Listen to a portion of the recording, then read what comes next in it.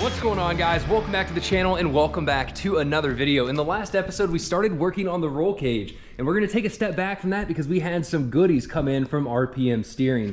So clearly we have our drag link and tie rod here, full aluminum 7075. We're gonna take a look at that in a minute. But more importantly, we are finally gonna be able to flex out and start testing clearances on the Jeep because we have the new stretched corner armor aluminum setup from RPM Steering. So this is, first off, lightweight, much better priced than any other stretched corner armor on the market. And we also got it with aluminum rocker guards and front fender armor as well. And that's all over here in the box. So today's project is gonna be a lot of drilling, a lot of cutting, and a lot of riv nuts getting these armor on. And of course, we are going to install the steering. So Mike is on the way to help out with these projects.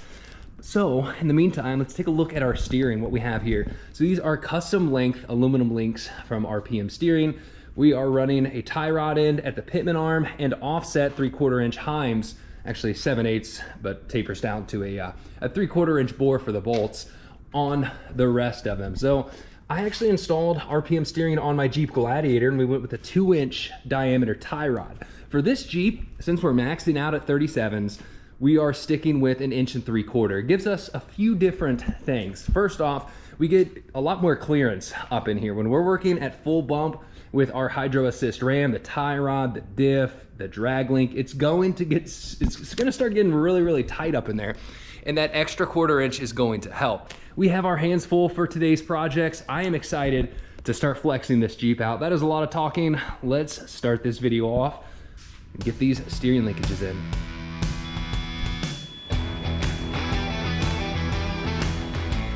Now that we have the knuckles drilled out to 3/4 of an inch, these come tapered for tie rod ends, but when we're using a heim joint like this, you drill it straight through. It's a little tricky because there's actually a few angles going on here. It's not, if you just drilled it straight through here, your bolt's not gonna line up. So you have to try to match the angle between your knuckle and the high steer arms. And these are the ballistic fab high steer arms.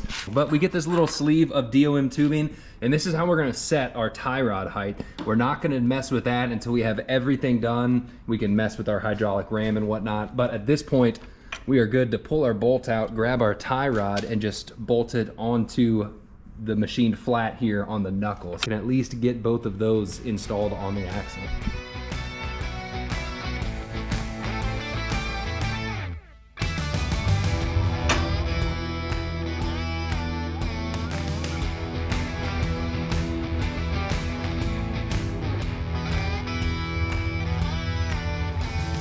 Just like that, our tie rod is installed. So what I was talking about earlier with the spacers, if we want to change the height of the tie rod, suppose we wanted to bring it up right about there all the way across the axle tube, that's when we would just cut those sleeves and have a sleeve on the bottom and then a sleeve on the top to set the height.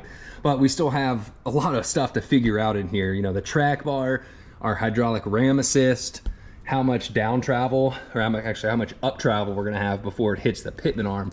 So we're gonna wait on that. The next step is to install our drag link. So the drag link's pretty easy.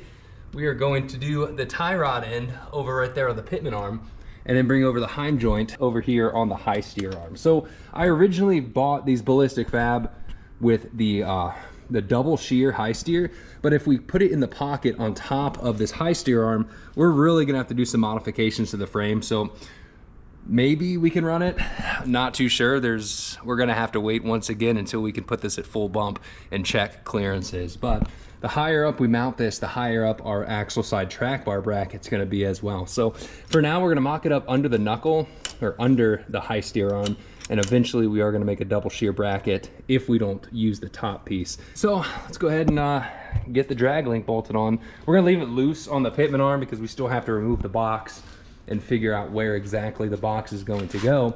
But we didn't want to position the box and weld it all the way in until we could actually have both of our steering linkages in to start playing around with where we want this forward and aft to sit.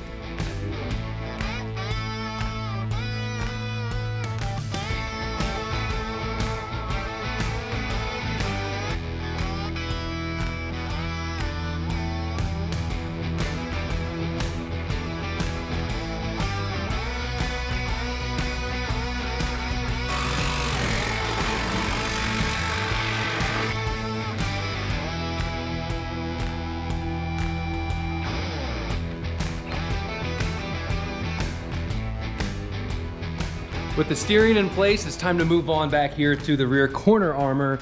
And as you can tell, we've mocked it up. It's pretty simple. The big thing you're looking out for is to make sure the gap between the tub and the armor's level all the way across. Position it where you want, make some clamps, and then mark your wheel well opening with a Sharpie.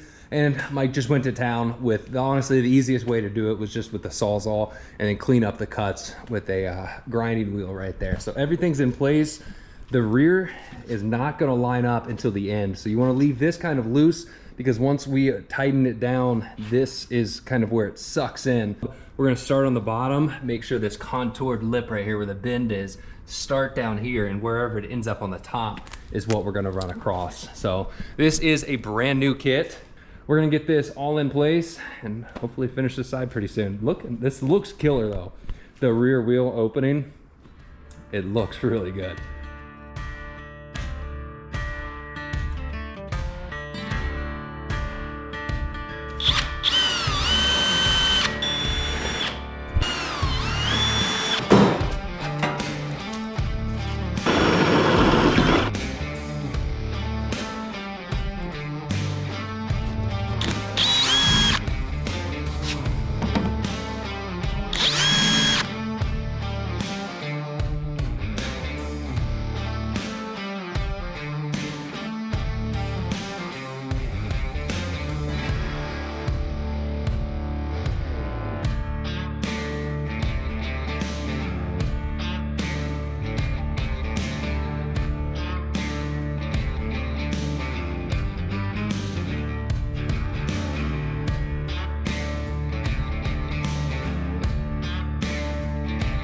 Once we installed the corner armor on both sides of the Jeep, Mike and I started hammering away at the roll cage. And here is a quick sneak peek. Actually, it's not really a sneak peek. The cage, the main structure is done, it's painted, it is in the Jeep, but we are gonna come back to that in a little bit. I wanna take one more look and talk about the finished set of corner stretch armors. So I think RPM is planning to do these in an 8-inch stretch or like a JK non-stretched aluminum corner armor, which would be fantastic because there's not too many options for like stretched and especially aluminum corner armor out there that doesn't cost an arm and the leg. So earlier in the video, I did mention we have the rocker guards and front fender armor. We don't have time right now in this video to knock that out. So the tail lights, they had 6 bolts drilled out with a 4.5-inch diameter. So you can't run the typical trailer-like grommets. You actually have to find something like these. Got these on Amazon. And having the option to bolt them on is gonna make it a little more secure opposed to just that rubber grommet. Now over here on this side, we added a lot to the corner armor, and you can tell from the back right here, there's really nothing supporting that section right there. That's where this bracket comes into play. So RPM also sends 2 of these to tie that section into your inner fender well on the body. Now clearly we don't have that, so what we're gonna have to do is just chop these legs off, make it ourselves, and tie it right there into the frame. These should be hitting the website pretty soon. Somebody just let me know on my Facebook group last week that the RPM steering JKGG code is still active. So whether you are looking for some cool steering, some new corner armor, hopefully that code JKGG will help you out and still works. Since we are talking about discounts, Black Friday is coming up. So if you know of any great deals, go down to the comments and let me know. Let everybody else know what are some great sales going on. Clayton Offroad, which has been a huge supporter of the channel, and this build as well, is running their Black Friday deal coming on pretty soon, probably starting now by the time the video comes out. So head over to their website, check out the deals, and if you're looking for a phenomenal lift kit for your Jeep, make sure to check it out. At this point, let's go back to the roll cage. I don't have too much footage of the build, but enough to show you guys how we got to this point.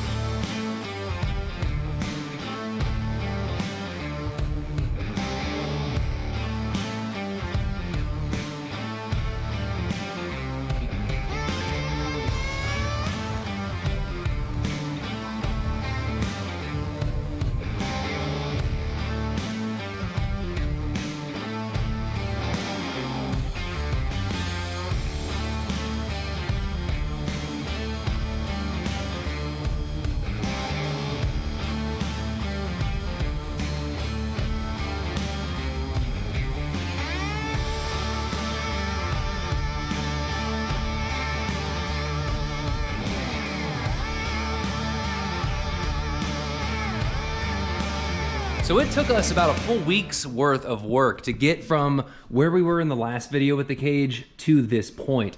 You know, I didn't have the time to film it all, and honestly, a lot of this is just extremely repetitive when you're designing and making the tube. It's a lot of measuring, figuring out the angles, making sure that's going to work on both sides. So there's design, then there's the actual execution. You have to cope the pipe, put it over in the bender, bend it to the degree, throw it in your tube notcher, notch the tube at the correct degree, go through and bevel your cope. You're gonna have to get the mill scale off the pipe, and we're doing that for each section of tubing. I figured the best way was just to skip through all that, because first off, there are already a ton of YouTube videos on how to notch pipe, and those are much better videos than I could try to make right now, one-handed and in the time crunch that we were in. So King of the Hammers is quickly approaching. Instead of focusing on how we did this, I would just kind of rather sit back and show you guys what we're working with and why. So as you can tell, you know, our dash hoop is there, our A, B pillar, C pillar, we knocked all that out and then started adding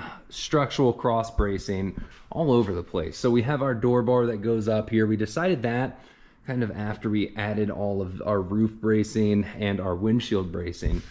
We put the seats in there, and where it seemed to offer the best protection on like our side and our shoulder was this natural angle. So we followed that, which also set our seatbelt bar right below our shoulders, which is the perfect spot to wrap harness, which we'll talk about that later. From there, we did our rear V and down bar, cross those out. And then for the lower ones, we wanted to bring it forward a little bit because we are gonna have to have a firewall back here behind the seats. Now I'm hoping to put the battery right there. So if we had the firewall in line with this, we didn't have much room to work with. So we brought these down diagonal bars over here to the side to give us a little more room for designing a firewall in that pocket. Now our seat bar is removable. We have the little clamps right there, and we have some foot pads going down just to prevent this from dropping at all. Went ahead and put in a TMR Customs grab handle over here for Mike. It's a really nice kit. We actually changed up the mount just a little bit. I think this should be strong enough, but we put them in double shear.